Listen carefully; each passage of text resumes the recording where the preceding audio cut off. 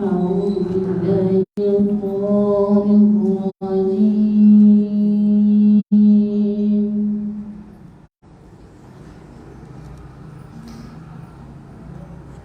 بسم الله الرحمن الرحيم.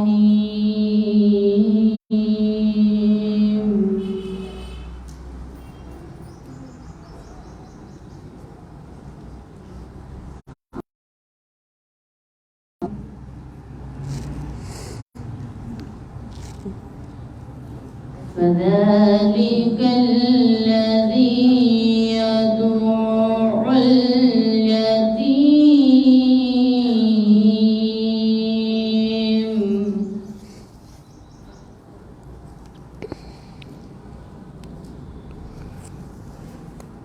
أرأيت الذي يكذب بالدين فذلك الذي يدعو اليتيم ولا يحض على طعام المسكين.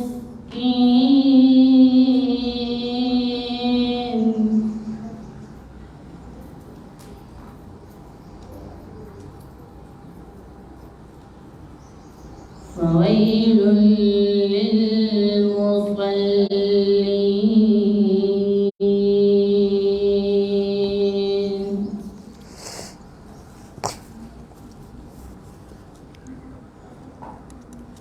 الذين هم عن صلاتهم ساهون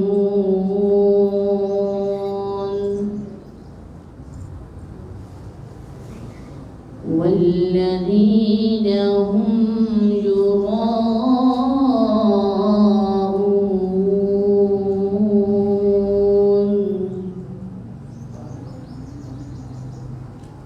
ويمنعون الماعون.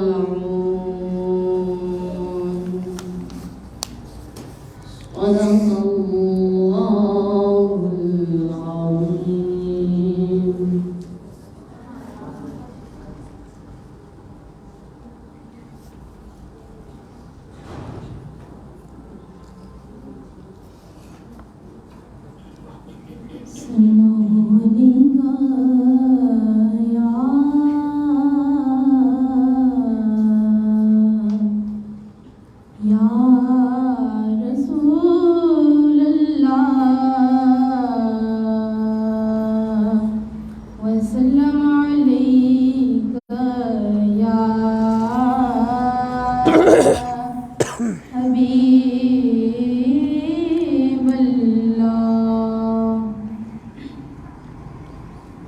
अब मेरी निगाहों में जचता नहीं कोई, अब मेरी निगाहों में जचता नहीं कोई, जैसे मेरे सरकार हैं वैसा नहीं कोई, जैसे मेरे सरकार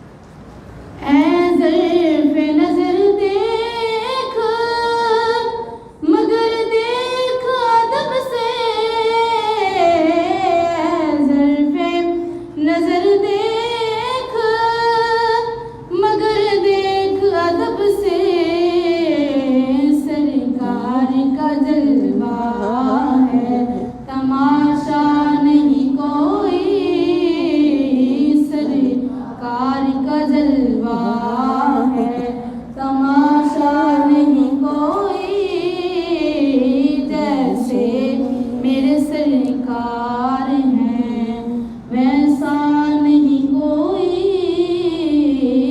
اب میری نگاہوں میں۔ جزاک اللہ۔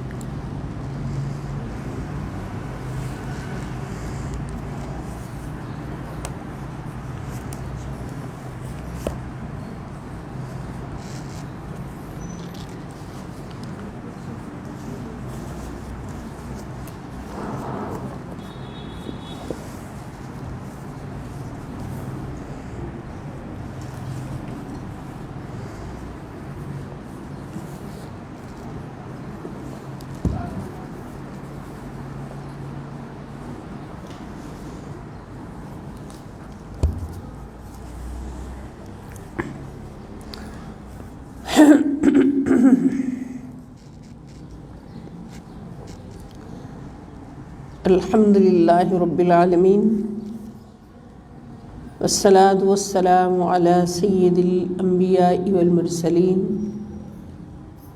وعلی آلہ واصحابہ اجمعین۔ اعوذ باللہ من الشیطان الرجیم، بسم اللہ الرحمن الرحیم۔ الہدایہ قرآن کلاس کے شرکائے کرام، آج ہم بحمد اللہ تعالی سورۃ البقرہ رکوع نمبر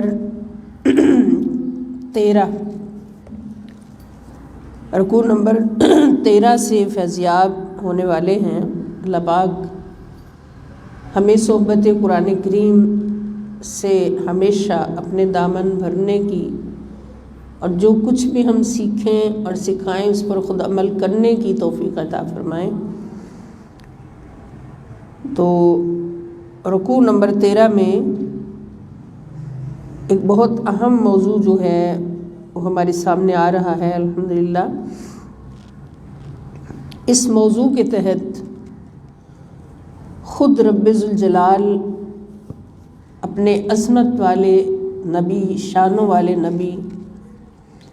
نبی آخر الزماں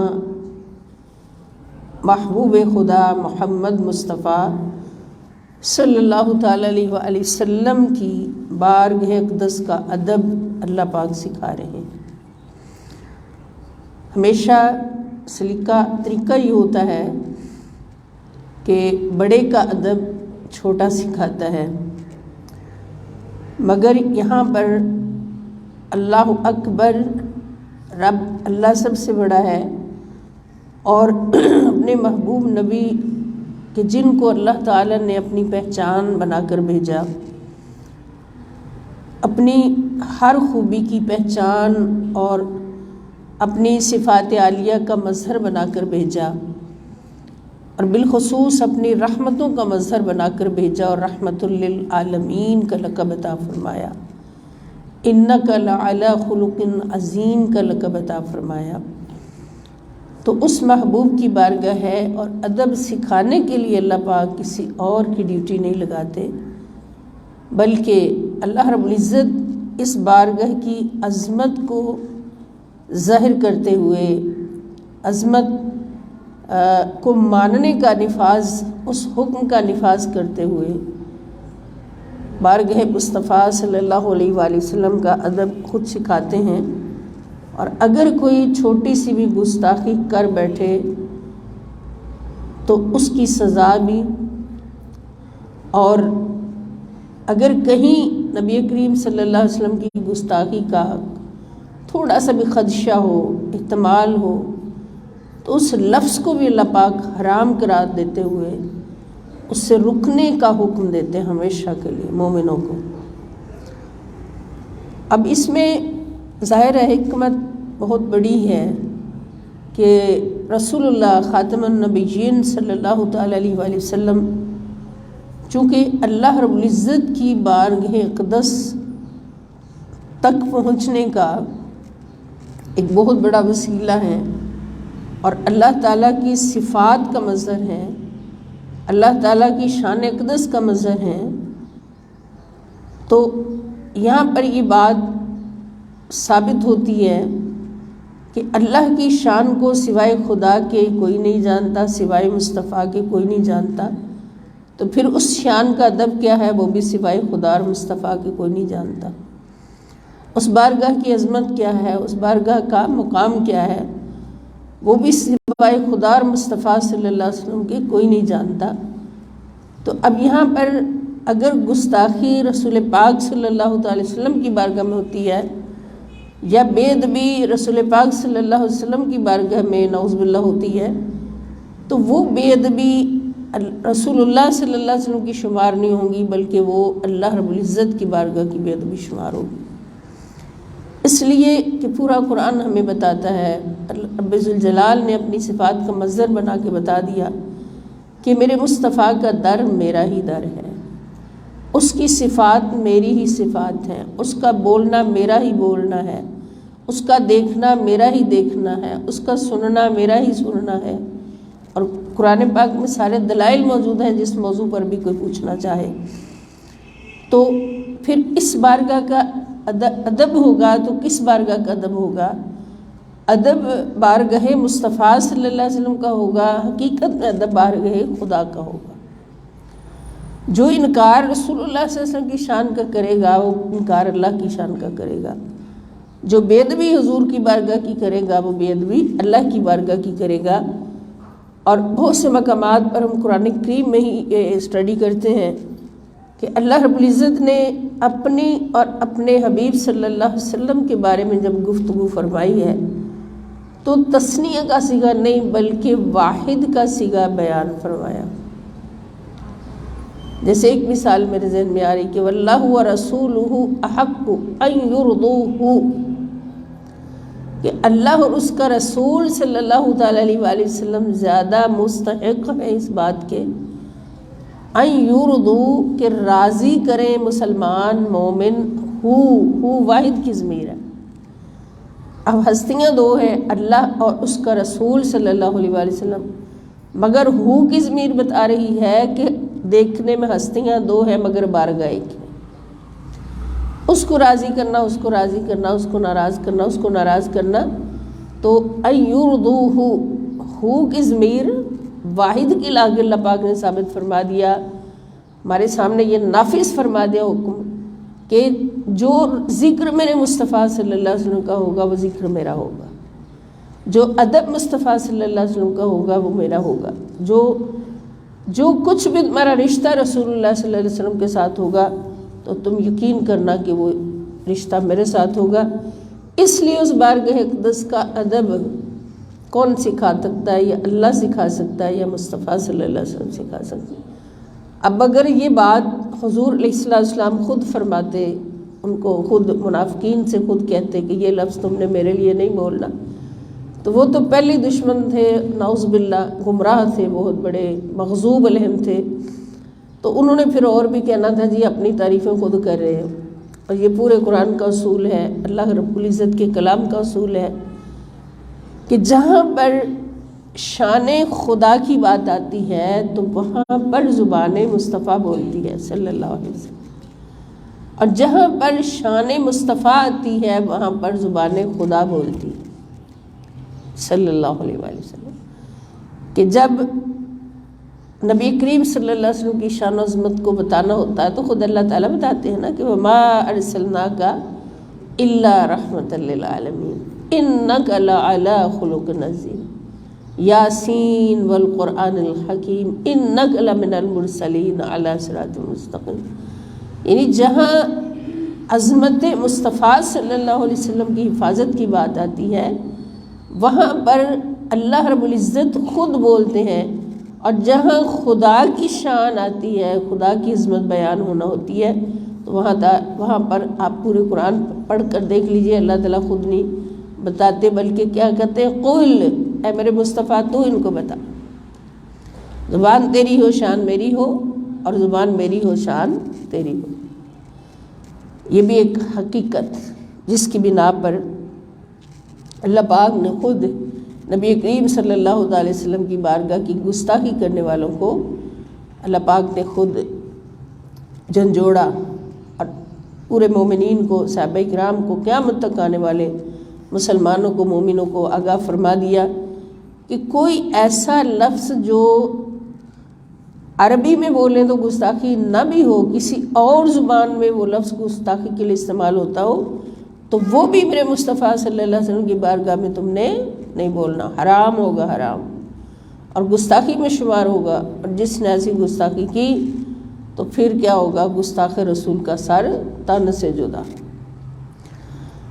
تو اس رکوع میں خاص طور پر یہ موضوع ہے، اور اس کے بعد ناسخ اور منسوخ کا مسئلہ ہے کہ نسخ، ایک آیت اتری پھر اس کا حکم جو ہے وہ ختم کر کے اس کی جگہ دوسری آیت اتار دی گئی، تو یہود چونکہ پہلے بہانے تراشتے تھے، بہانے تلاش کرتے تھے منافقین اور یہود کہ کس طرح سے مسلمانوں کو ایسی ایسی باتیں کریں کہ یہ پریشان ہو کے دین کو چھوڑے، تو انہوں نے یہ کہنا شروع کر دیا کہ یہ آیت پہلے اتاری، اس کا حکم منسوخ کر دیا، تمہارا رب پہلے کچھ کہتا ہے پھر اور کہہ دیتا ہے۔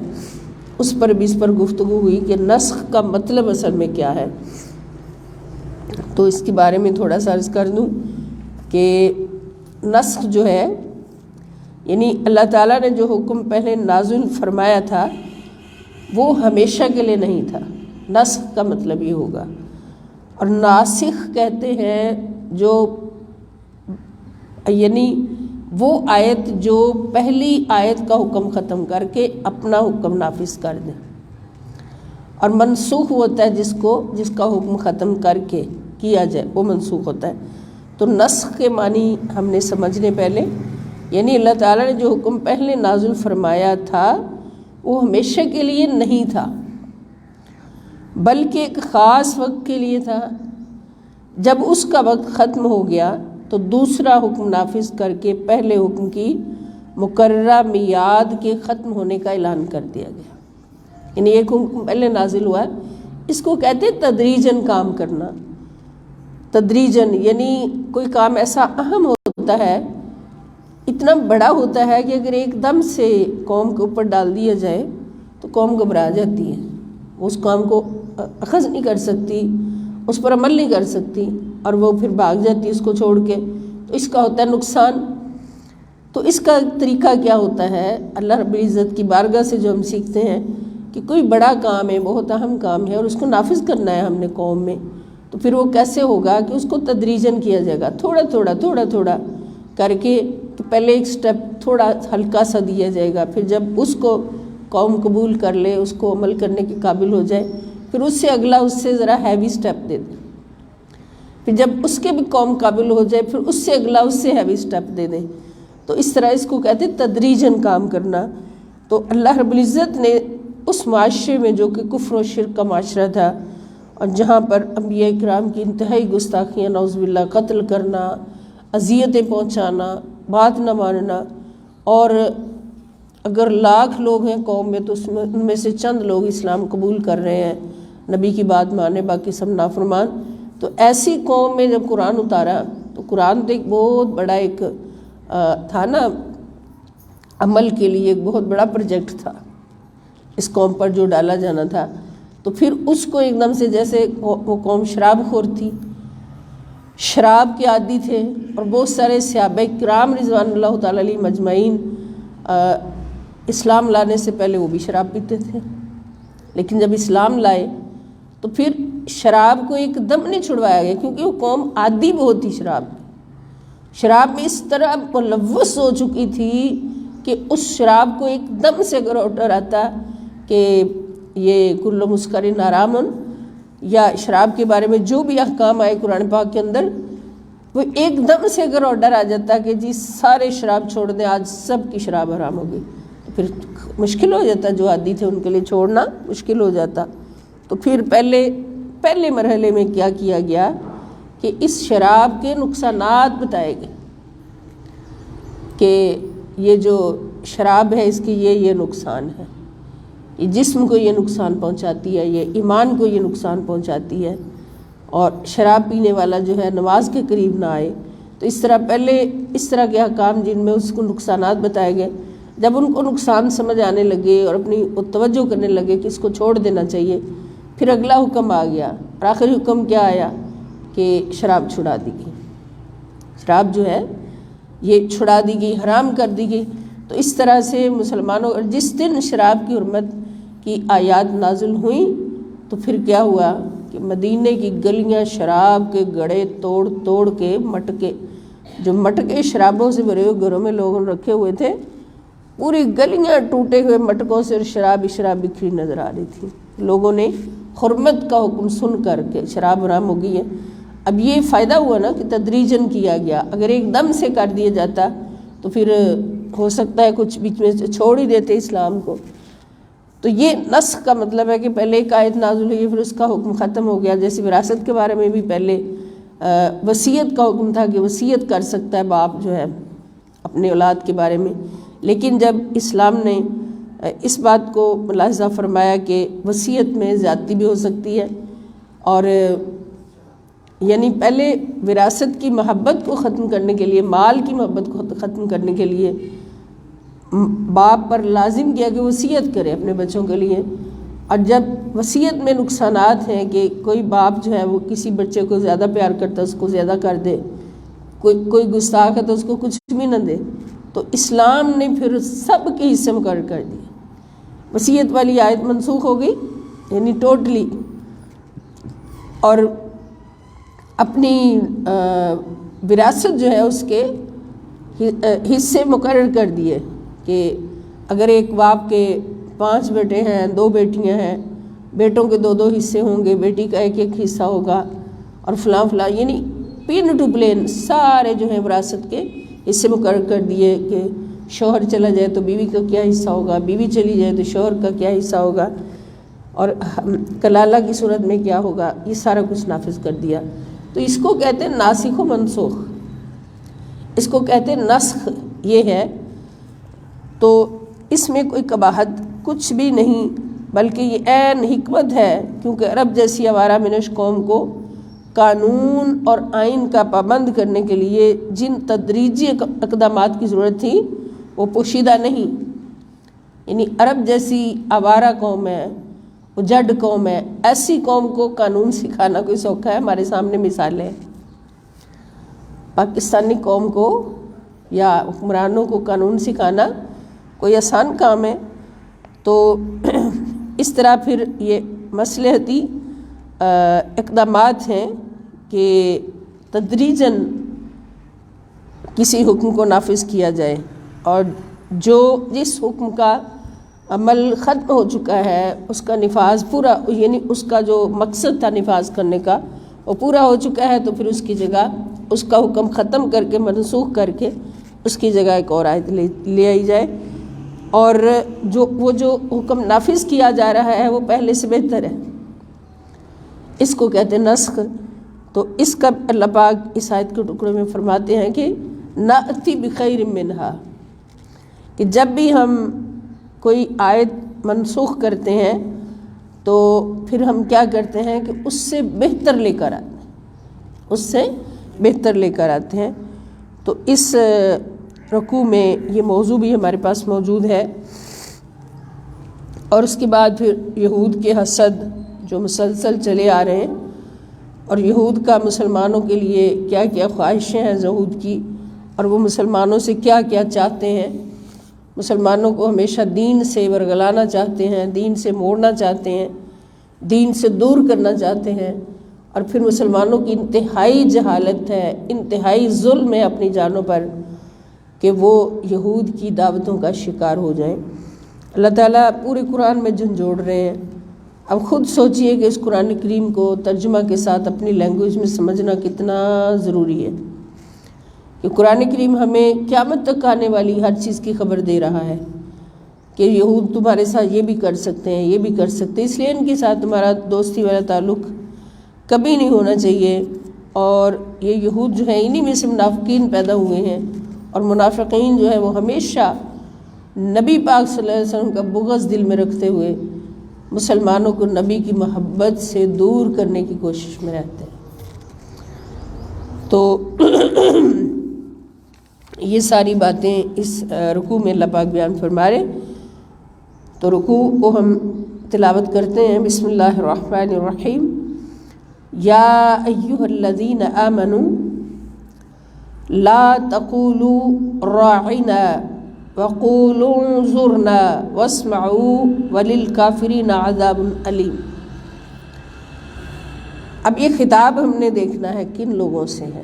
یہ عوام الناس سے نہیں ہے، کیونکہ عوام الناس سب کے لیے ضروری نہیں کہ ان کے پاس ایمان ہو.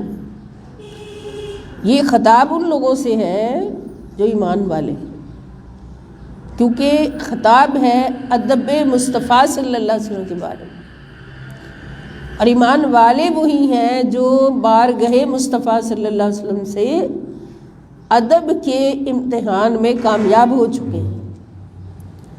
بارگاہ مصطفیٰ صلی اللہ علیہ وسلم سے ادب، تعظیم اور محبت کے امتحان میں اعلیٰ نمبر لے چکے ہیں، وہ ہیں ایمان والے. اب اللہ کی چاہت ہے کہ ایمان والوں کا ایمان جو ہے وہ محفوظ رہے. تو یہ بات ذہن میں رکھیں کہ ایمان کی حفاظت ہمیشہ کثرت درود سے ہوتی ہے. کثرت درود سے ہوتی ہے، یعنی قرب مصطفیٰ صلی اللہ علیہ وسلم سے ہے، محبت مصطفیٰ صلی اللہ علیہ وآلہ وسلم سے، ادب اور تعظیم مصطفیٰ صلی اللہ علیہ وسلم سے ہے ایمان کی حفاظت. تو جہاں بھی ایمان کی حفاظت ضروری ہوتی ہے وہاں اللہ تعالیٰ ایمان والوں کو ہی خطاب کرتے ہیں، عوام الناس کو یا ایھا الناس نہیں کہتے. اب یہاں پر یا ایھا الذین آمنوا، اے ایمان والو، لا تقولوا، نہ کہا کرو، مت کہا کرو راعنا. راعنا کا لفظ کس کے لیے؟ رسول اللہ صلی اللہ تعالیٰ علیہ وآلہ وسلم کی بارگاہ اقدس کے لیے. وقولو، مولا کیا کہیں؟ فرمایا کہا کرو انظرنا، بلکہ ادب سے انظرنا یعنی ہماری طرف نظر فرمائیے، نظر کرم فرمائیے، یہ کہا کرو.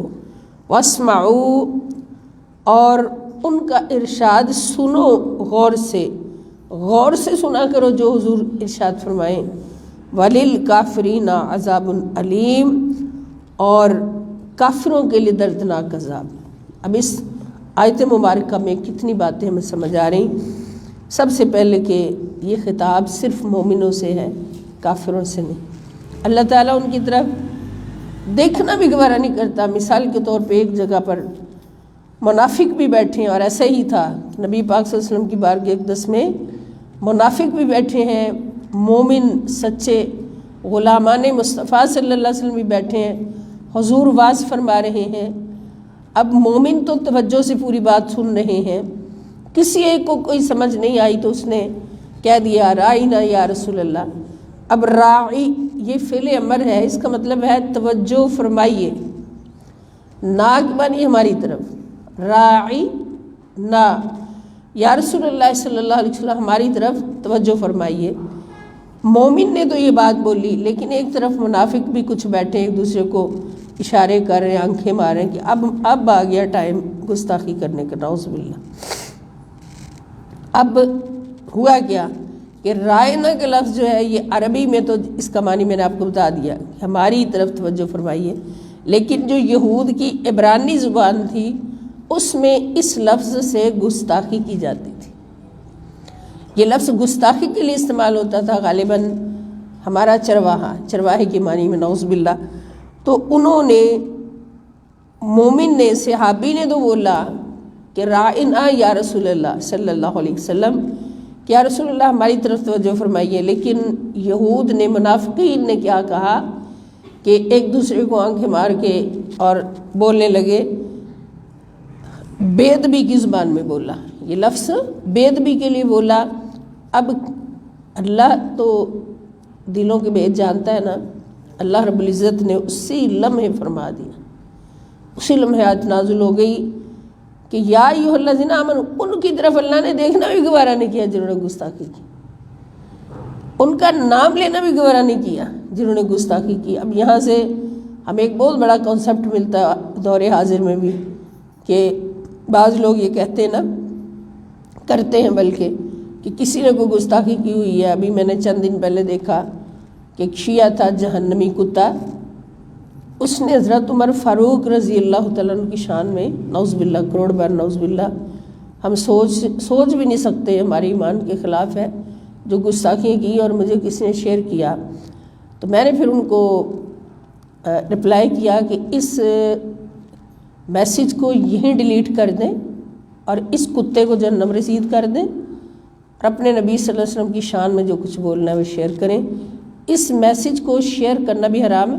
اب مسلمان بولے والے، مسلمان دیکھا کہ یہ اتنی بڑی گستاخی ہو رہی، اس کو ہم شیئر کریں، پھیلائیں اور بتائیں لوگوں کو کہ یہ بندہ یہ کر رہا ہے. ہمیں کیا پتا وہ کس پہاڑ کی کسی کھائی میں بیٹھا ہوا ہے، وہ اپنا کام کر رہا ہے. اپنا کام کیا کر رہا ہے؟ گستاخی کر کے پوسٹ چھوڑ رہا ہے تاکہ سارے لوگ اس کو پکڑ کے شیئر کریں. شیئر کرتے کرتے آپ کو پتہ ہے کہ اس چیز کو جتنا شیئر کریں وہ اوپر سے اوپر جاتی، وہ ڈیلیٹ نہیں ہوتی. لکھا گیا ہوتا ہے اس کو شیئر کر کے ڈیلیٹ کر دیں، یہ نہیں، اس پر لعنت بھیج کر اس کو شیئر کر دیں. یہ کہا ہوتا ہے اس پر لعنت بھیج کر اس کو شیئر کر دیں. اب لعنت بھیجنے کا فائدہ کیا ہوا جب اس کو آپ نے اتنا پروٹوکول دے دیا کہ وہ کہاں زمین پہ پڑا ہوا تھا، چلتے چلتے اوپر وہ پوسٹ تو کہاں تک پوری دنیا تک پہنچ گئی.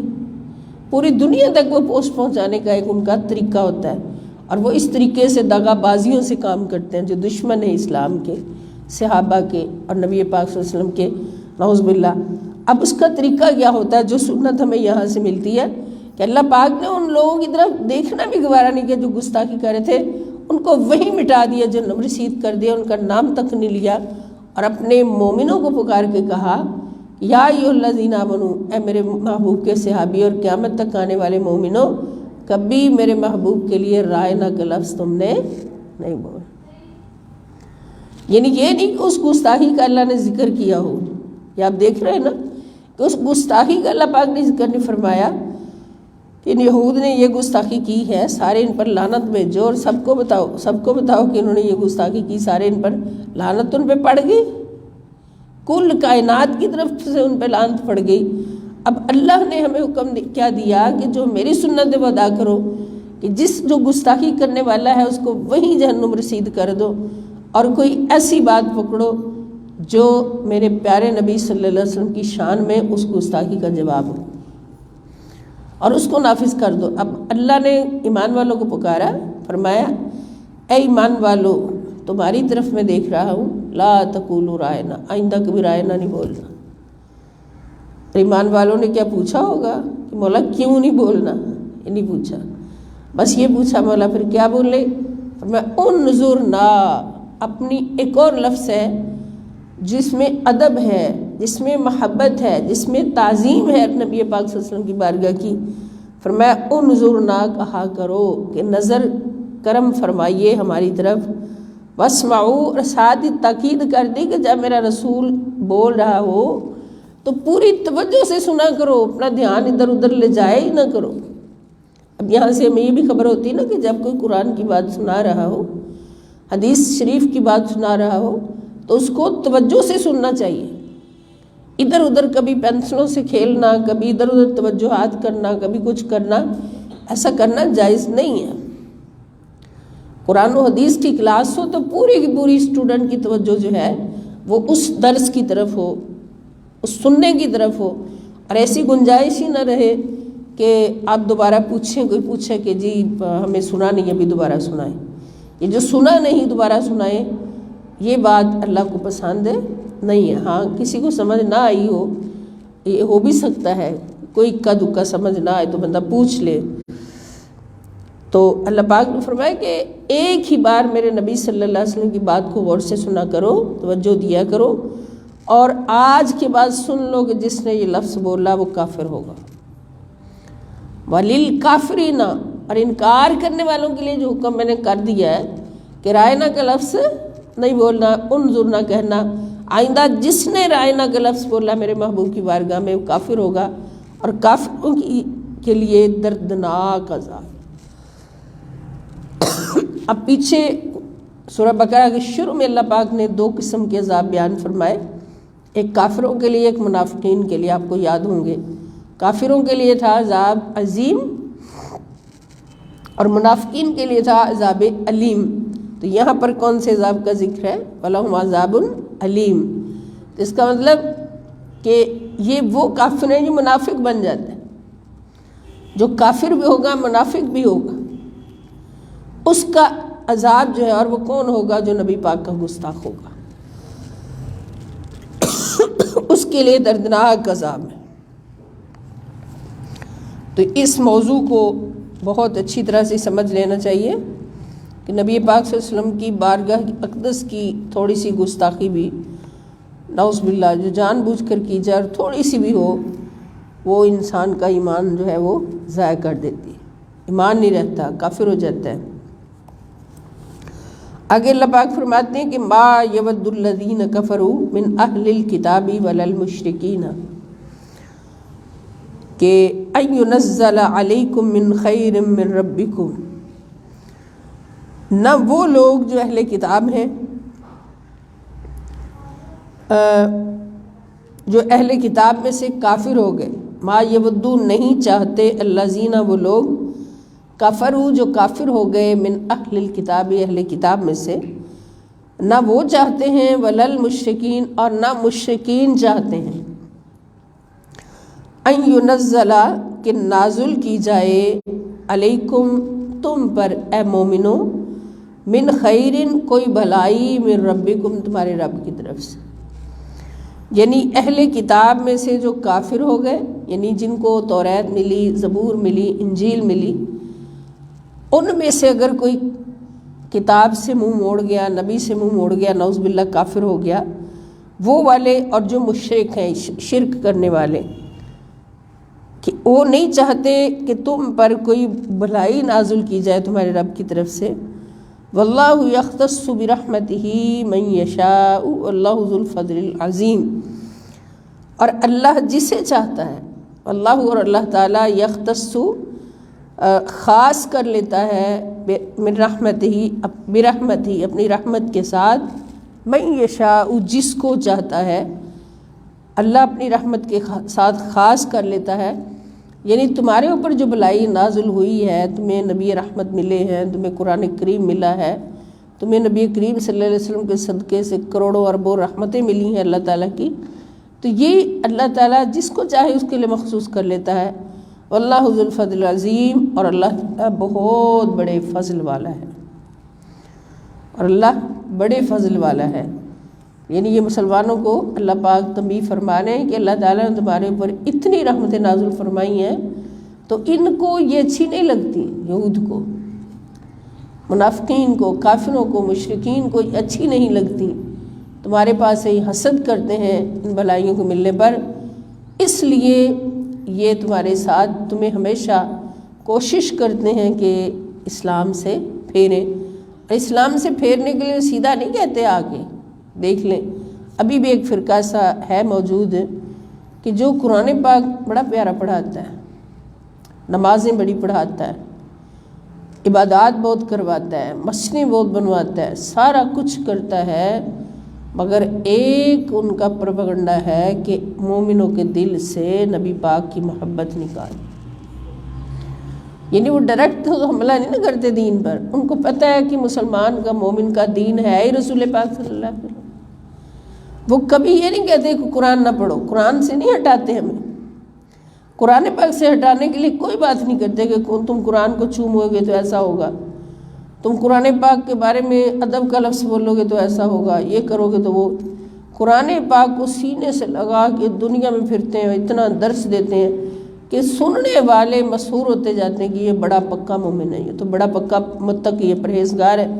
مگر ان کے اندر جو ہوتا ہے حملہ، وہ کیا ہوتا ہے کہ انہوں نے جن آیات کے اندر نبی پاک صلی اللہ تعالی وسلم کا ذکر آ رہا، حضور کی عظمت آ رہی، حضور کا ادب آ رہا، ان آیات کو چھیڑنا ہی نہیں ہے، بیان نہیں کرنا، بلکہ ان آیات کو جن کے اندر اللہ نے فرمایا غیر اللہ کو وہ پوجتے ہیں، اور غیر اللہ کو بھی اولیاء اللہ بنا کے پیش کر دیتے ہیں، وہ غیر اللہ کو بھی انبیاء کرام بنا کے پیش کر دیتے ہیں، نعوذ باللہ. اس طرح ان کی چالیں ہوتی ہیں جو پورے قرآن پاک میں پڑھتے ہیں بار بار کہ یہود و منافقین اور مشرکین کی چالیں ہوتی ہیں، یہود و نصارہ کی تدبیریں ہوتی ہیں گندی، جو مسلمانوں کو اپنے نبی سے پھیرنے کے لیے ہوتی ہیں، اور ان کی چاہت یہی ہوتی ہے کہ ان کے دلوں سے ایمان نکل جائے اور اسلام کو چھوڑ دیں اور ہمارے ساتھ ہی جہنم میں گرے، اور پھر مسلمان ہیں جو ان کی بات مانتے ہیں ان کے پیچھے چلے جاتے ہیں، الا ماشاء اللہ، سوائے ان کے جن کو اللہ بچاتا ہے۔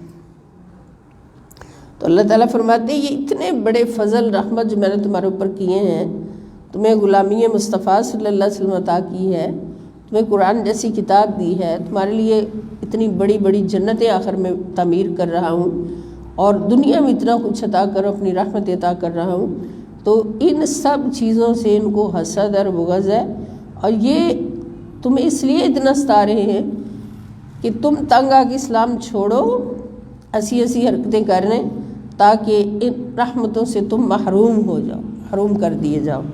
یہ اللہ پاک تنبیہ فرما رہے ہیں۔ جیسے بولے والے بچے ہوتے ہیں، کو سمجھ نہیں ہوتی، وہ کسی بری صحبت میں بیٹھ کے اس صحبت کا شکار ہونے لگتے ہیں، تو ماں باپ فوراً بھاگتے ہیں، ہائے ہمارا بچہ ادھر چلا گیا، فوراً اس کو کھینچتے ہیں، اس کو تنبیہ کرتے ہیں کہ ادھر نہیں جانا، ادھر یہ ہے، ادھر نہیں جانا۔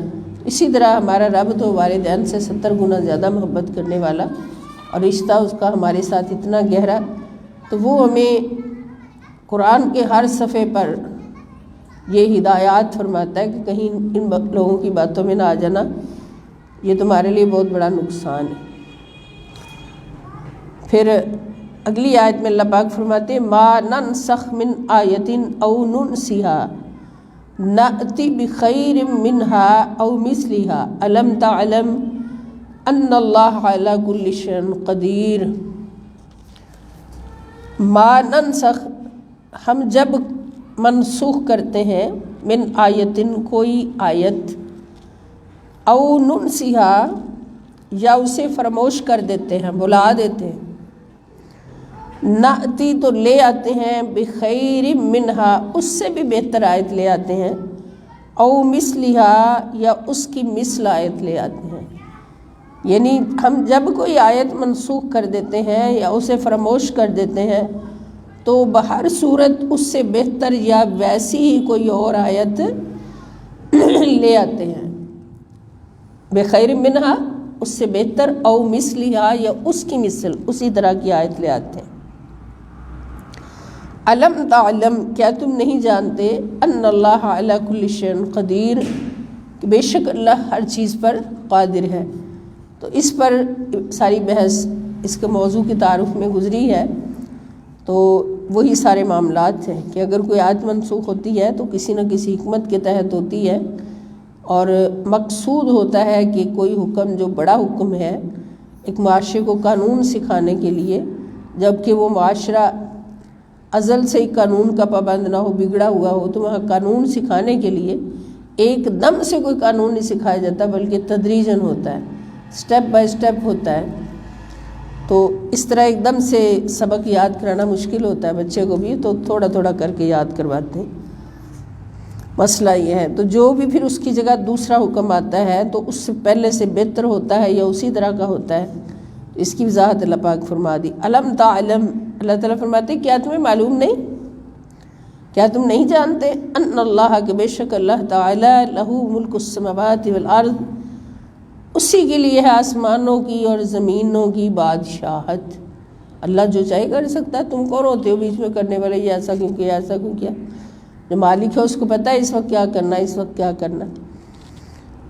وما لکم من دون اللہ من ولی ولا نصیر، اور نہیں کوئی بھی تمہارے لیے نہ کوئی دوست نہ کوئی مددگار سوائے اللہ تعالیٰ کے۔ اللہ کے سوا نہ تمہارا کوئی دوست ہے اور نہ ہی کوئی مددگار ہے، یہ بات ذہن میں رکھو۔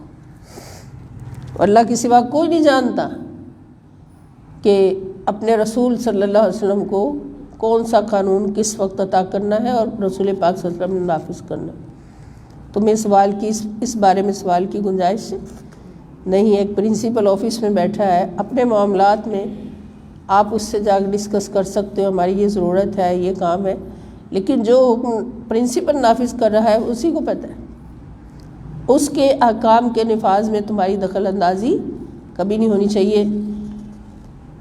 تو اللہ پاک سب سے بڑا پرنسپل ہے، پوری کائنات کا پرنسپل ہے، اور اس کا نظام سارا اللہ نے اپنے حبیب صلی اللہ علیہ وسلم کے سپرد کیا ہوا ہے، حضور کے ہاتھ میں دیا ہوا ہے۔ تو یہ اللہ اور اس کے رسول صلی اللہ علیہ وسلم سب سے بہتر جانتے ہیں کہ اس کائنات کے نظام میں کیا کیا لانا ہے، کیا کیا ختم کرنا ہے۔ ام تریدون، پھر مسلمانوں کو اللہ پاک پوچھ رہے ہیں، ام تریدون، کیا تم چاہتے ہو، ان تسألوا رسولکم، کہ تم بھی سوال کرو رنگ برنگے اپنے رسول صلی اللہ علیہ وسلم سے، کما سئل موسیٰ، جیسے کہ سوال کیے گئے موسیٰ علیہ السلام سے، من قبل، اس سے پہلے، ومن یتبدل الکفر، اور جو بدل ڈالتا ہے کفر کو بالایمان، ایمان کے بدلے، یعنی جو ایمان کے بدلے کفر کو حاصل کر لیتا ہے، فقد ضل سواء السبیل، پس وہ واقعتاً سیدھے راستے سے بھٹک گیا۔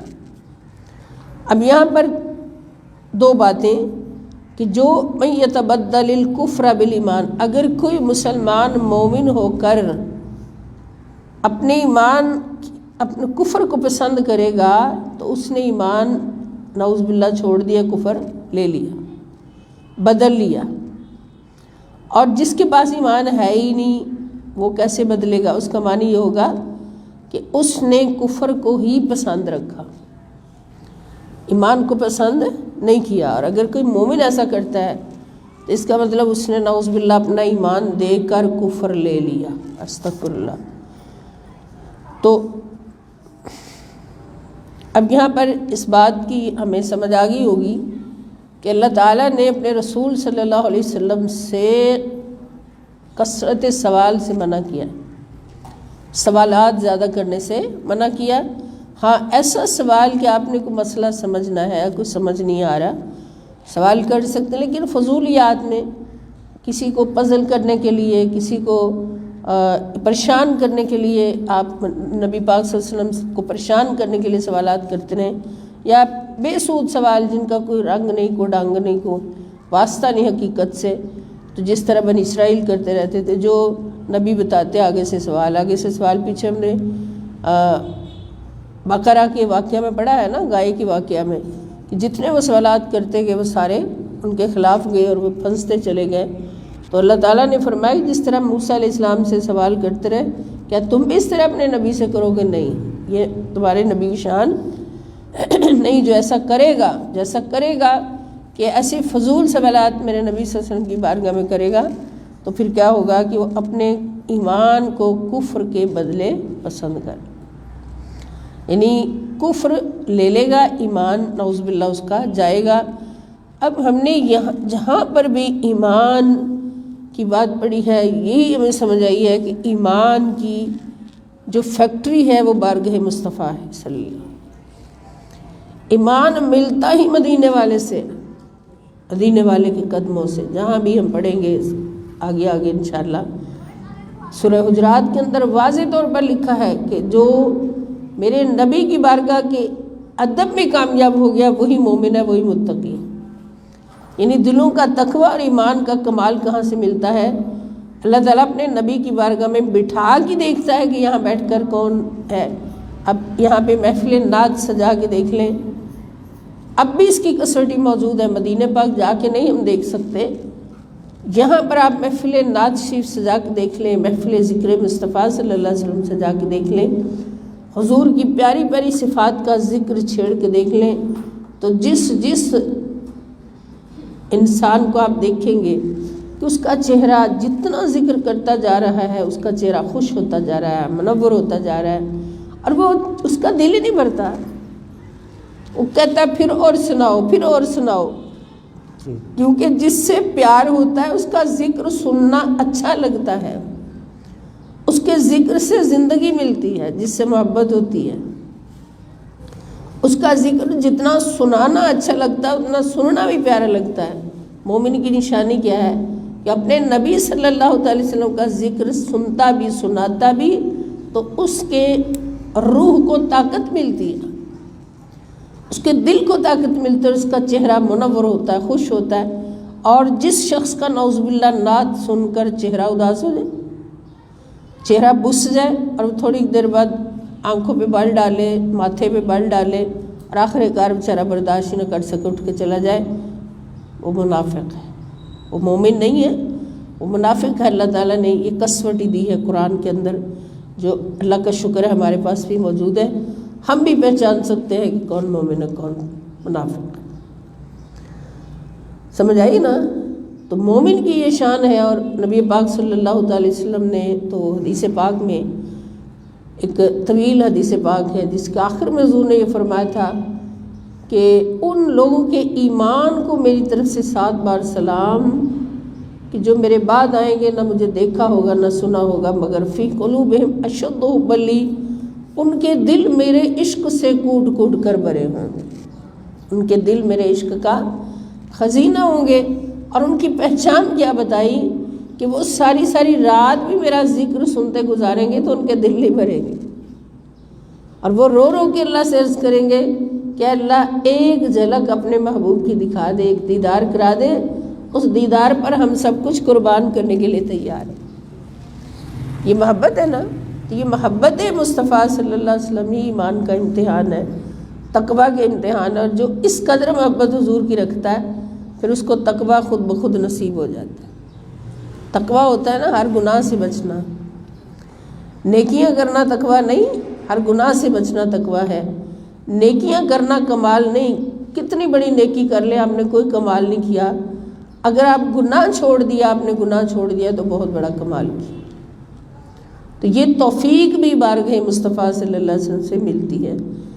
تو اللہ پاک نے اس گستاخی سے بھی مسلمانوں کو منع فرما دیا کہ میرے رسول صلی اللہ علیہ وسلم سے تم نے رنگ برنگے سوال نہیں کرنے، ورنہ ایمان جانے کا خطرہ ہے۔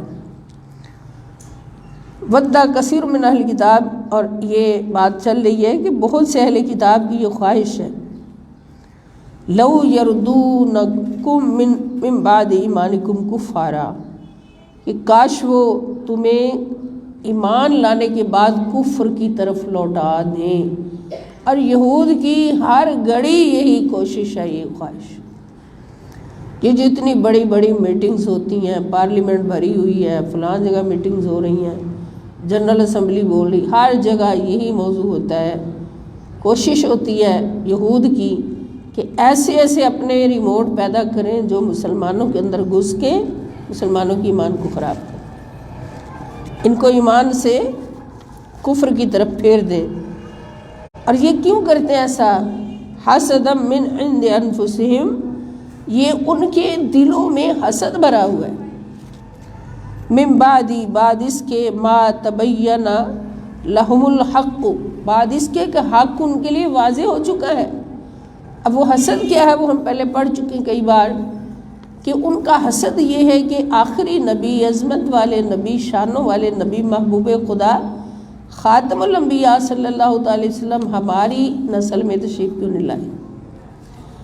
ان کو یہ مان تھا، غرور تھا یہود کو، کہ ہم تو وہ قوم ہے کہ جو نبیوں کے مالک ہیں، یعنی کہ ہماری قوم میں تو ہزاروں انبیاء آئے ہیں، ایک طرف بنی اسماعیل ہے، ایک طرف بنی اسحاق ہے، بنی اسماعیل میں حضرت اسماعیل کے بعد کوئی اور نبی آیا نہیں، اور بنی اسحاق میں ہزاروں انبیاء کرام آئے ہیں، تو وہ اس بات پر بڑا غرور کرتے تھے، تکبر کرتے تھے کہ ہماری تو وراثت ہی انبیاء کرام ہے۔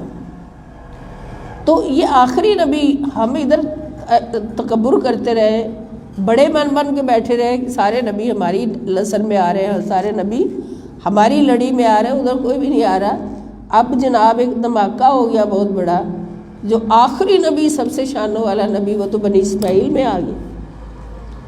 حسد ہو گیا نا، سمجھ آئی؟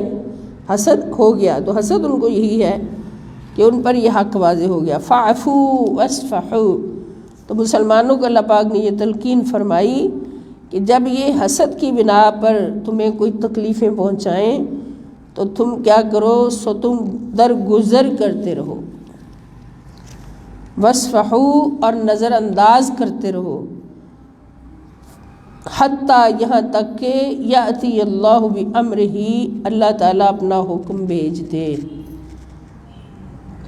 ان اللہ علی کل شیء قدیر، بے شک اللہ ہر چیز پر کامل قدرت رکھتا ہے۔ یہود اب جتنا ستا رہے ہیں مسلمانوں کو وہ سب کے سامنے ہے۔ انڈیا کے مسلمانوں کا جینا حرام کیا، اور کس طرح سے کشمیر پورے کا پورا قتل کر کر کے پھینک دیا، یہ کوئی تھوڑی بات ہے۔ پھر برما دیکھ لیں، شام دیکھ لیں، فلسطین دیکھ لیں، کتنے ملک جو ہیں مسلمان جو ہیں وہ یہود کے قتل و غارت کا شکار ہیں، کہ جو مسلمان ان کے ہتھے نہیں چڑھتا اس کو مولی گاجر کی طرح کاٹ کر پھینک دیتے۔ تو یہ ساری سازشیں کس لیے ہیں؟ ایمان سے پھیرنے کے لیے۔ لیکن اللہ تعالیٰ فرما رہے ہیں کہ تم درگزر کرو اور ان کو نظر انداز کرو، دیکھنا پھر اللہ اپنا حکم کیسے نافذ کرتا ہے۔ ایک ہی بار ان پر جو عذاب آنا ہے وہ پھر دیکھنے والا ہوگا، عبرت والا ہوگا، عبرتناک عذاب ہوگا۔ اب کئی عذاب تو ہم آنکھوں سے دیکھ چکے ہیں، جو کرونا کا عذاب وہیں سے شروع ہوا تھا، اور کس طرح سے اس قوم کا بیڑا غرق ہوا۔ تو اسی طرح اللہ کا اپنے نبی سے وعدہ ہے نا کہ اس قوم کو عذاب نہیں دینا، ورنہ اب تک تو ان کا فیصلہ ہو چکا ہوتا ہے، لیکن یہ اللہ کے عذاب سے بچ تو نہیں سکتے جو مسلمانوں کو اتنا تنگ کرتے ہیں۔ تو اللہ تعالیٰ فرما رہے ہیں کہ ان کی طرف نہ دیکھا کرو، بس تم اپنے نبی کی طرف، اپنے اللہ کی طرف رجوع رکھو۔ وَأَقِيمُوا الصَّلَاةَ، اور نماز قائم کیا کرو، وَآتُوا الزَّكَاةَ، اور زکوٰۃ دیتے رہا کرو۔ اب یہ خطاب اس وقت تو صحابہ کرام سے تھا نا، لیکن حکم اس کا قیامت تک کے امت مسلمہ کے لیے۔ تو صحابہ کرام کے ساتھ جو کچھ یہودی کرتے تھے، تو اللہ تعالیٰ نے ان صحابہ کرام کی، ان مومنین کاملین کی دلجوئی فرمائی نا، تسلی فرمائی کہ ان کی تکلیفوں اور اذیتوں کی طرف نہ دیکھو میرے محبوب کے صحابیوں، بس اللہ کی طرف رجوع رکھا کرو، دیکھنا تو ایک دن یہ کیسے عذاب کا شکار ہوتے ہیں۔ اور پھر ان کو شکستیں ہوئیں، اور مسلمانوں کے چند سپاہیوں نے ان کو تہہ تیگ کر کے جہنم رسید کیا سب کو، اور اسلام کا پرچم جو ہے وہ پوری دنیا میں لہرا گیا۔ یہ اللہ کی طرف سے سزا تھی نا ان کے لیے، ذلیل و خوار ہوئے، ہر جگہ ذلیل و خوار ہوئے۔ تو آج کا دن جو ہے بالخصوص 17 رمضان المبارک، تو یہ اس عظمت کی ایک بہت بڑی نشانی ہے کہ 17 رمضان تھا تو 313 صحابہ، نبی کریم صلی اللہ علیہ وسلم کے 313 ساتھی جن کے پاس تھے، ان کے پاس 2 گھوڑے، 6 زرہیں، 8 شمشیریں، اور بدلنے آئے تھے وہ لوگ دنیا بھر کی تقدیریں۔ یہ لشکر ساری دنیا سے انوکھا تھا، نرالا تھا، کہ اس لشکر کا ہادی ایک کالی کملی والا تھا، نہ تیگ و تیر پر تکیا، نہ خنجر پر، نہ بھالے پر بھروسہ تھا، تو ایک سادہ سی کالی کملی والے پر۔ اس لشکر نے 950 کے مسلح لشکر کو عذاب کا شکار کیا۔ اللہ کی طرف سے سزا تھی نا کہ اللہ پاک نے فرمایا کہ تم بس ان کو درگزر کرتے رہو اور ان کو نظر انداز کرتے رہو، دیکھنا ان پر عذاب کیسا آتا۔ اب وہ عذاب نہیں تھا ان کے لیے، کتنی بڑی ذلت تھی کہ وہ 950 کا لشکر نعرے لگاتا ہوا لات و حبل کے آ رہا ہے، اور گھوڑوں پر سوار ہے، سارے کے سارے ہاتھوں میں تلواریں ہیں، تیر ہیں، زریں ہیں، اتنا کچھ مسلح ہو کے آ رہا ہے، اور ادھر میرے مصطفیٰ صلی اللہ علیہ وسلم کے سچے سچے پکے غلام، ہائے ہائے، نور کے ٹکڑے اور ایمان کی علامات 313 صحابہ ہیں۔ وہ نہیں دیکھتے حضور ہمارے پاس تو 2 گھوڑے ہیں، صرف 6 زرہیں ہیں، 8 تلواریں ہیں، ہم کیسے اتنے بڑے لشکر کا مقابلہ کریں گے؟ حضور مشورہ فرماتے ہیں کہ میرے صحابیوں، یہ وقت آیا ہے، جنگ کا اعلان ہے، جنگ کا حکم ہے، بتاؤ اب کیا کرنا ہے؟ تو ہر صحابی سر جھکا دیتا ہے، آنکھوں سے آنسو جاری ہے، اور کیا کہتا ہے، یا رسول اللہ صلی اللہ علیہ وسلم، ہمارا سب کچھ آپ کے حکم پہ قربان، ہماری جانیں بھی قربان، ہمارے مال بھی قربان، ہمارے بچے بھی قربان، ہمارے ماں باپ بھی قربان، سب کچھ قربان۔ حضور آپ مشورہ نہ پوچھیں، آپ حکم فرمائیں کرنا کیا ہے؟ تو حضور نے فرمایا اس طرح سے تیاری کرنی ہے۔ سارے صحابہ کرام نے اس طرح سے تیاری کی، سبحان اللہ، کہ وہ لشکر جب میدان بدر میں پہنچا تو اللہ کے 2000 فرشتے گھوڑوں پہ سوار ہو کے ہاتھوں میں تلواریں پکڑ کے آگے. مولا نے کہا چلو اب یہ جو میرے بندے کھڑے ہیں نا نیچے، ان کو نہ لڑنا پڑے، تم جا کے کافروں سے جنگ کرو. وہی فرشتے جنہوں نے اعتراض کیا تھا کہ مولا تو اس آدم کو بنا رہا ہے خلیفہ اپنا جو خون ریزی کرے گا زمین میں، تو اللہ نے بتا دیا میرے فرشتوں خون ریزی کرے گا یہ آدم، لیکن یہ خون ریزی کرنے والی بھی 2 قسمیں ہوں گی. ایک وہ ہوں گی جو اسلام کو دبانے کے لیے، اور ایک وہ ہوں گی جو اسلام کو سربلند کرنے کے لیے. چلو ذرا تم بھی اس کا مزہ چکھو جا کے، تم بھی اس کا تجزیہ کرو. اور 2000 کی فوج فرشتوں کی جب آئی تو صحابہ کرام فرماتے ہیں کہ کافروں کے سر کٹتے نظر آ رہے تھے، اور یہ نہیں نظر آ رہا تھا کاٹ کون رہا ہے. فرشتوں کے امامے نظر آ رہے تھے اور تلوار چلتی نظر آ رہی تھی، اور کافروں کے سر کاٹ کاٹ کے گرتے نظر آ رہے تھے. تو یہ نقشہ تھا کن کا؟ یہ غلامان مصطفیٰ صلی اللہ علیہ وسلم کا. یہ غلامان مصطفیٰ صلی اللہ علیہ وسلم کی عزت تھی، عظمت تھی اس دنیا میں اور معاشرے میں، کہ وہ 313 ہو کر اتنے بڑے بڑے کفار کو مسلح 950 کا لشکر ہے، اور ان میں سردار بھی ہیں، ان میں فلاں بھی ہے فلاں بھی ہے، ان کو اتنی بری شکست ہوئی. یہ ذلت تھی نا ان کی. اللہ نے وعدہ فرمایا تھا فکر نہیں کرو، اللہ ان کی خود ہی خبر لے گا، اللہ تعالیٰ ان کی خود ہی خبر لے گا. اب کیا خبر لی کہ ان کو ذلیل و خوار کر کے 70 سردار وہاں پر قتل ہوئے، جن میں سب سے بڑا تو ابو جہل تھا نا، اور اس کو چھوٹے چھوٹے اسلام کے 2 مجاہدوں نے قتل کر دیا. یہ ذلت نہیں تھی تو اور کیا تھا؟ جو سوچتا تھا کہ مجھے تو بڑے سے بڑا بھی نہیں گرا سکتا تھا. جب اسلام کا آغاز ہوتا ہے، حضور اسلام کا دعوت دیتے، تو سب سے بڑی رکاوٹ جو اسلام کی راہ میں، وہ اسلام کی دعوت کی راہ میں ابو جہل تھا. اتنا وہ طاقتور بھی تھا، جسمانی طور پہ لوگ اس سے ڈرتے بھی تھے کہ یہ بڑا بہادر ہے، یہ ہے وہ ہے. لیکن جب ذلت کی بات آئی اس کے لیے، تو چھوٹے چھوٹے 2 شہزادوں نے جو اسلام کے مجاہد تھے، اسلام پر نثار تھے، جو اللہ رب العزت کے حکم پر نبی پاک صلی اللہ علیہ وسلم کے قدموں پر جان نثار کرنے کے لیے ہر گھڑی تیار تھے، ان کے ہاتھوں سے اس اتنے بہادر جو کہلاتا تھا، پہلوان تھا، اس کی ذلت کروا دی. تو یہ سب سے بڑی ذلت تھی اسلام میں، کفر کی، منافقت کی، یہودیت کی، اور سب سے پہلی فتح تھی اسلام میں، تاریخ اسلام میں. کس کی؟ مومنوں کی، ان مومنوں کی جنہوں نے غلامی مصطفیٰ صلی اللہ علیہ وسلم کا حق ادا کیا. اور صرف 14 صحابہ، 6 مہاجرین میں سے، 8 انصار میں سے صحابہ شہید ہوئے، اور باقی ان کے 70 سردار مارے گئے، اور 70 جو ہیں ان کو قید کر لیا. اور قید کرنے والے کون تھے؟ جن کے پاس کوئی تلوار بھی نہیں تھی، جن کے پاس کوئی تیر بھی نہیں تھا، لیکن تھا کیا ان کے پاس؟ آج تک یہودی سوچ رہا ہے، آج تک یہود و نصارہ کی وہ پریشانی نہیں اتر رہی کہ آخر ان کے پاس تھا کیا جس نے ان کو اتنی بڑی فتح عطا فرمائی. اور وہ کیا تھا؟ وہ اللہ کے حکم کی پابندی تھی، وہ رسول اللہ صلی اللہ علیہ وسلم کی غلامی تھی، وہ ایمان کی قوت تھی. کہ ایمان کبھی بھی، اللہ کا وعدہ ہے کہ وَأَنْتُمُ الْأَعْلَوْنَ إِن كُنتُم مُؤْمِنِينَ، تم ہی ہمیشہ سربلند رہو گے بشرطے کہ تم مومن ہو.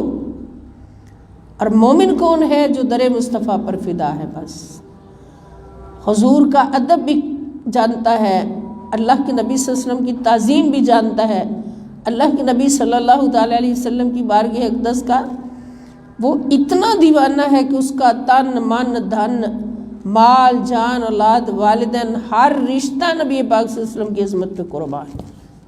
وہ مومن ہے. تو پھر اس کو یہی سمجھ آئی نا یہودی کو اتنی سرچ کے بعد کہ اتنا سر دھنا، اتنا دھنا کہ آخر وہ کیسے جیتے تھے 313 جن کے پاس صرف 8 تلواریں تھیں، کیسے جیت گئے تھے؟ تو جواب یہی ملا جو میں نے عرض کیا. تو تو اس دن سے انہوں نے کوششیں شروع کر دیں کہ مومنوں کے دلوں سے یہ محبت نکالی جائے جس نے ان کو بدر میں جتایا، جس نے ان کو احد میں جتایا تھا، جس نے ان کو خندق میں جتایا تھا، خیبر میں جتایا تھا، تبوک میں جتایا تھا۔ ہر جگہ مومن جیتتا آ رہا ہے آج تک تاریخ اسلام میں۔ تو اس کیٹیگری کو ان کے اندر سے نکالا جائے تو انہوں نے مبلغین بنا کر، جبے پہنا کر، عالم بنا کر، معلمات بنا کر، اور ان کو پاک بیبیوں والے لباس پہنا کر، قرآن ہاتھ میں دے کر تربیت کر کے چھوڑ دیا کہ چلو بھئی جتنا تم سے ہو سکتا ہے کرو۔ یہود ہر طریقے سے سازش کرتا سامنے آتا ہے۔ تو اللہ پاک نے فرمایا کہ واقعی الصلاۃ وآتوا الزکاۃ، نماز قائم کرتے رہو، زکوٰۃ ادا کرتے رہو۔ وما تقدموا لانفسکم من خیر، اور تم اپنے لیے جو بھی نیکی آگے بھیجو گے تو کیا ہوگا کہ تجدوہ عند اللہ، اس کو ضرور پاؤ گے اللہ کے پاس۔ نماز پڑھو گے تو تمہاری نماز خوبصورت حسین و جمیل حور بن کے دوست تمہاری کھڑی ہوگی تمہاری قبر میں، نماز تمہاری۔ زکوٰۃ ادا کرو گے، زکوٰۃ ادھر ادا کرو گے، اللہ رب العزت کی بارگاہ میں جاؤ گے تو تمہارے لیے بینک کھلے ہوں گے دولتوں کے، جنتیں ہی جنتیں ہوں گی۔ آج تمہیں زکوٰۃ کے چند پیسے خرچ کرتے ہوئے ڈر لگتا ہے کہ اگر 40 لاکھ میں سے 1 لاکھ زکوٰۃ نکال دی، ہائے اللہ 1 لاکھ کیسے دے دوں میں، یہ تو بہت بڑی رقم ہے، کیسے دے دوں؟ لیکن وہی 1,70,00,000 بن کے یا 700 لاکھ بن کے، یا واللہ یضاعف لمن یشاء، اللہ جس کے لیے چاہے اس سے بھی زیادہ کر سکتا ہے، اتنا بڑا خزانہ بن کے اور اس کے ثمرات بن کے جنت تمہاری بھری ہوگی۔ پھر وہاں پر کہو گے جنہوں نے زکوٰۃ ادا کی تھی وہ شکر کریں گے اللہ تعالیٰ کے کہ الحمدللہ الذی ہدانا لہذا وما کنا لنہتدی لولا ان ہدانا اللہ، اللہ کا شکر ہے جس نے ہمیں ہدایت دی اور ہم نے زکوٰۃ ادا کی اور جنت میں پہنچ گئے۔ اگر وہ ہمیں اس راستے پر نہ چلاتا تو ہم کدھر ہوتے؟ اور جنہوں نے نہیں ادا کی ہوگی زکوٰۃ، فرض زکوٰۃ بھی ادا نہیں کی ہوگی، پھر وہ کتنا پچھتائیں گے، اوئے ہوئے ہوئے۔ لیکن اس پچھتاوے کا پھر کوئی فائدہ نہیں ہوگا۔ تو اللہ تعالیٰ فرما رہے ہیں تجدوہ عند اللہ، جو بھی نیکی تم ایک ذرہ برابر بھی نیکی کرو گے، آدھی کھجور اٹھا کے کسی کو صدقہ دے دو گے، کسی کو کھلا دو گے، وہ بھی صدقہ لکھا جائے گا تمہارے حق میں، اور اس کا بھی اجر اللہ کی بارگاہ میں لکھا ہوگا۔ پھر اللہ پاک فرماتے ہیں وقالو، اب یہودیوں نصرانیوں کی ایک اور بات سنیے، اللہ تعالیٰ فرماتے ہیں وقالو، اور اہل کتاب کہتے ہیں لن يدخل الجنت، کہ جنت میں ہرگز کوئی داخل نہیں ہوگا، الا سوائے اس کے من کا یہودن، جو یہودی ہو، او نصارا، یا عیسائی ہو، بس یہودی اور عیسائی جنت میں جائیں گے اور کوئی نہیں جائے گا۔ تل کا امانیہم، یہ ان کی باطل امیدیں ہیں، جھوٹی امیدیں ہیں۔ قل، آپ فرما دیجئے ہاتو برہانکم، لے کر آؤ اپنے دعوے کی دلیل، ان کنتم صادقین، اگر تم اپنے دعوے میں سچے ہو تو دلیل لاؤ کیا ہے۔ مومن اگر کہے کہ میں جنتی، مومن تو کہتا ہی نہیں، مومن تو کہتا ہے یا اللہ تیری رحمت سے جنت میں جاؤں گا۔ اگر وہ دعویٰ کرے کہ میں جنتی ہوں تو ایک ہی اس کی دلیل ہے، اس دعوے کی ایک ہی دلیل ہے کہ میں غلام مصطفیٰ صلی اللہ علیہ وسلم، میں اپنے نبی کا سچا غلام ہوں۔ تو تم لاؤ، تو اب یہودی کس لیے کہتے ہیں کہ ہم جنتی ہیں، کہ وہ کہتے ہیں جی عیسائی ٹھیک نہیں ہے، عیسائیوں کا ایمان صحیح نہیں ہے، ہم ایمان میں صحیح، اور عیسائی کہتے ہیں یہودی نہیں ہے ٹھیک، ہم ہی ٹھیک ہیں۔ آپس میں لڑتے لڑتے وہ کہتا میں جنتی ہوں، وہ کہتا میں جنتی ہوں۔ لیکن اللہ تعالیٰ فرما رہے ہیں دونوں ہی دلیل لاؤ، کیا دلیل ہے تمہارے پاس؟ بلا، ہاں، من اسلم وجہہ للہ، اللہ تعالیٰ فرماتے جنت جانے والوں کے پاس یہ ایک ہونی چاہیے دلیل، من اسلم، جس نے جھکا دیا، وجہہ، اپنا چہرہ، للہ، اللہ کے سامنے، جس نے اپنا چہرہ اللہ کے لیے جھکا دیا، یعنی اس نے خود کو اللہ کے سپرد کر دیا، اس کی اپنی مرضی کوئی نہیں، اس کی زندگی پر، اس کے اعمال پر، اس کے خیالات پر، اس کی خواہشات پر، اس کی آرزوؤں پر، اس کے فیصلوں پر، پوری زندگی پر اس کی کسی اپنی مرضی نہیں ہے، بلکہ اس نے اپنے آپ کو اللہ کے سامنے جھکا دیا۔ وَهُوَ مُحْسِنٌ، اور وہ صاحب احسان ہو گیا، احسان کرنے والوں میں شامل ہو گیا۔ یعنی نمبر ایک یہ کہ اس نے ساری زندگی اپنے آپ کو اللہ کے سامنے جھکا دیا، اللہ کے سپرد کر دیا۔ کوئی فیصلہ اپنی زندگی کا اپنی مرضی سے نہیں کیا، اللہ کی مرضی سے، اور جو اللہ کہتا گیا وہ کرتا گیا۔ اور اس کے ساتھ دوسرے نمبر پر یہ کہ وہ ہمیشہ احسان کرتا رہا۔ اور احسان کیا ہوتا ہے؟ فرض سے بڑھ کر نیکی کرنا۔ ایک فرض ہوتا ہے نا، جیسے 5 وقت کی نمازیں فرض ہیں، اگر کوئی 5 وقت کی نماز پابندی سے پڑھتا ہے فرض ادا کرتا ہے، اور اگر کوئی نوافل ساتھ ادا کرتا ہے، تہجد پڑھ لی، اشراق پڑھ لی، وابین پڑھ لی، چاشت پڑھ لی، اور مزید نوافل پڑھ لیے، تو یہ احسان میں آ جائے گا، محسنین میں شامل ہو جائے گا وہ بندہ۔ زکوٰۃ فرض ہے، زکوٰۃ اس نے دی ہے 40واں حصہ اپنے مال کا، جو پورے سال کے خرچ کے بعد بچ جائے، سارے حساب کر کے، سونا چاندی مال سب کی زکوٰۃ دی ہے، تو وہ تو فرض ادا ہوا، وہ احسان کوئی نہیں ہے۔ فرض احسان نہیں ہوتا، احسان وہ ہوتا ہے جو فرض سے بڑھ کر کیا جائے۔ اور اگر کوئی پھر بھی آ گیا مدد کے لیے، اس نے کہا نہیں جی میں تو زکوٰۃ دے چکا، سوری میں اب کچھ نہیں کر سکتا، حالانکہ بینک میں اس کے 10 کروڑ پڑے ہوں، ہے نا، اور وہ کہے کہ بس میں نے زکوٰۃ دے دی، فرض ادا کر دی، کچھ نہیں کر سکتا، وہ احسان والوں میں شامل ہے نہیں۔ فرض ادا کرنے والوں میں شامل ہے، لیکن فرض ادا کرنے والا احسان نہیں کرتا، وہ فرض ادا کرتا ہے۔ احسان وہ کرتا ہے جو فرض سے بڑھ کر نیکی کرتا ہے۔